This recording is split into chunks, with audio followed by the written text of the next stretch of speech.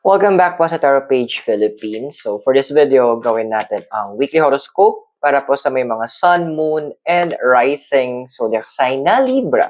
So for October 6 to 12. So kung bago po kayo, subscribe, like, and share. So pakala ko lang sa inyo po si CB, isa sa mga rescued cats natin. Ayan. So tandaan na readings will be for guidance purposes. So use your free will wisely. And kung hindi nyo pa alam yung sun, moon, rising nyo po, sa end ng video, we have a link. Pwede nyo po mapanood yun.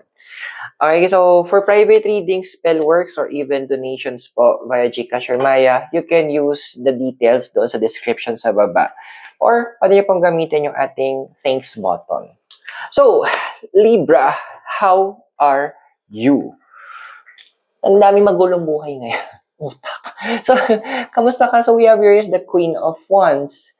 Dude, ano ba yung point na nawawala yung pagiging Libra mo? Nawawala yung focus mo doon sa mga targets mo. Being an air element, tapos ikaw pa yung, technically, parang ikaw yung gitna ng yung mga zodiac signs eh. Ikaw yung nagbabalance sa aming lahat. Pero you feel at loss. Nawawala ka na parang, tama ba itong ginagawa ko? Am I on the right track? Kailangan ko bang bitawan to? Ang dami mong tanong. So, kalma muna tayo Kasi ang nakikita ko dito, kaya nagkakaganyan ka din at hindi mo masanap yung sagot sa mga tanong mo is because of the crossing, which is the 10 of Cups. Like ko sinasabi before, sa manifestation, what you feel affects, naapektuhan yung iniisip mo, na maapektuhan yung ginagawa, sinasabi mo, na maapektuhan yung energies na nabibigay sa ng universe. Papasok lahat yan sa emotions mo.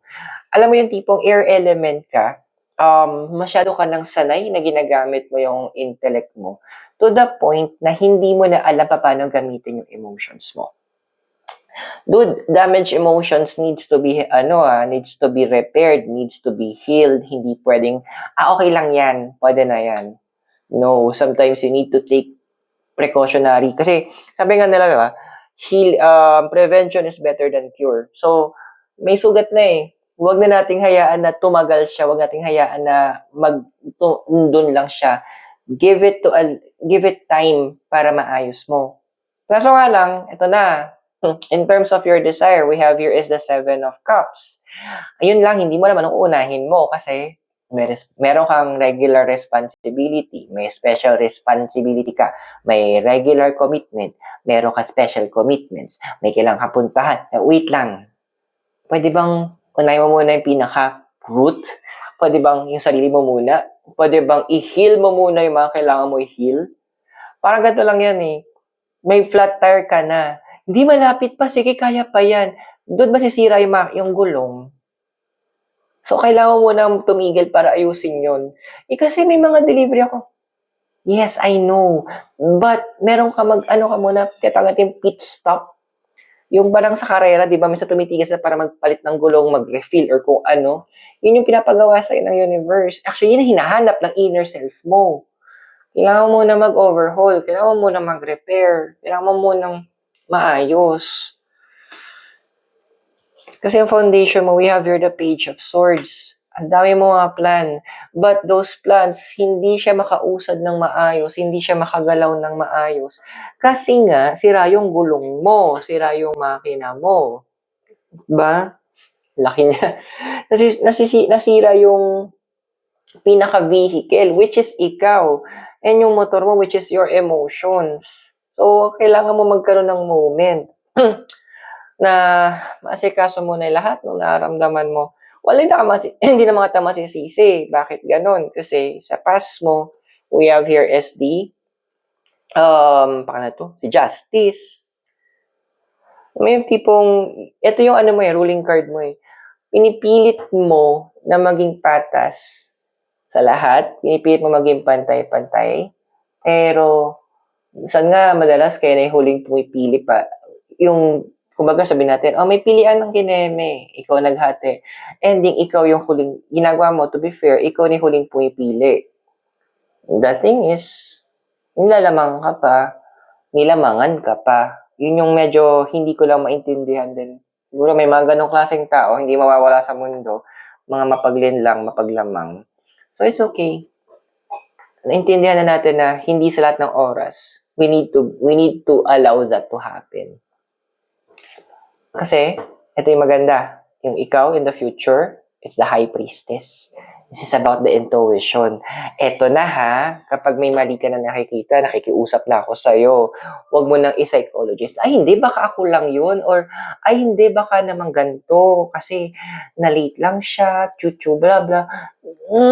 No. Libra, kapag may naramdaman ka na something is wrong, malaki ang possibility, may mali nga. Kasi nga, di ba, tingnan mo yung symbol mo, balance. Pag naramdaman mo hindi na pantay, ibig sabihin, may nagkukos nun. Hindi naman ibig sabihin na pag may naramdaman ka hindi maganda towards someone or something, may gagawin ka na, ay, ayoko sa'yo kasi hindi maganda yung paramdam ko. Ang gawin mo, yung intuition na nakuha mo from the universe, yung warning na nakuha mo from the universe, yun ang gamitin mo para magsimula ka ng investigation. Yun yung gamitin mo para, oops, may signal, wait lang, maglalagay muna ako ng boundaries, mahirap na. Ganon yung gawin mo. Then, alamin mo bakit. And I tell you, madalas yan, meron ka mahanap na yun yung dahilan bakit nag-raise ng red flag yung mga bagay-bagay, lugar, or even yung tao pag nakilala mo. Mag-aala investigator ka muna. Okay, so, ano nga ba yung physical environment mo? So, we have here is the Ace of Swords. Yan. So, madami kasi nasa paligid mo, di ba? For the OPM. Oh, promise me. Sabi nila ganto, sabi ganyan. Especially yung mga may utang sa'yo. Ang dami nilang dahilan. Tapos, kung kailangan mo na maningil, ayun na nga, NPA, MIA, missing in action. Alam mo yun, ito na yung moment, wag mo na i-psychologize na, ay, kawawa naman kasi baka may ganito, baka ganyan. No! A promise is a promise, commitment is a commitment. Ikaw nga, finalfill mo yung mga commitments mo, dapat sila din. They are required because they made a promise, sabi nila, etong araw na to, at gagawin nila to, then kailangan nilang mag-deliver. Now, your emotional environment here is a card of Judgment. Well, hindi pa naman retrograde, pero makakaranas ka na may mga tao from your past na medyo magkakaroon sila ng mga comeback. So, hindi lang to basta tungkol sa ex. Pwedeng mga former friends, previous employees. So, magkakaroon to ng pwedeng intentional silang kukontak sa'yo or andoon na mapupunta lang kayo sa right place at the right time at magkakakilala kayo or makikita niyo sa'yo, uy, kamusta ka na? Share ko lang weird. Pag sa travel ko, yung tipo, ang tagal namin hindi ko nakikita yung office mate ko. Of all places, nagkita pa kami sa La Union dahil na flatan sila. Ako nag-yosi ako sa labas ng hotel. Parang, ay, na ako yung nakilala nila. Ay, chika-chika. So, parang mga ganong incident, pwedeng mangyari sa inyo yun. So, this will be a good time to catch up. Alam mo, para magkamustahan, hi, hello, and konting reminisce about the past. So, alam mo, makakatuwa yun. Now, we have here is yung hopes and fears mo, which is the world. Ba't gusto mo na reset? Bakit nag-hope ka na parang, sana maayos, ma-reset or andoon na, sana magbago siya. Sana baguhin yung ginawa, hindi niya ulit yung ginagawa niya. Alam mo, may mga tao sa case mo na they are beyond help. Bakit? Kasi may mga tao, magbabago yan, hindi para sa'yo. Magbabago yan para sa iba na. Sakit, no? But it's a reality. So, may mga hopes ka na kailangan mo ng bitawan kasi nasasayang yung oras mo. Ang tagal mo nang hinihintay magbago, pero wala, di ba? Wala nang sense. Let it go. Now, possible future na sa'yo, as I have here is the 7 of Wands. Well, since nga gagamitin mo na yung papakinggan mo yung intuition, so with the 7 of Wands, ando na pinapakita sa ng cards na you will be on top of the game. Kumbaga, sa chess, alam mo na yung, napipredict mo na yung next 5 moves ng mga tao. Andoon na alam mo na yung kung ano yung gagawin nila and how they will react at kung saan ang gagaling yung problema at meron ka na ding solution.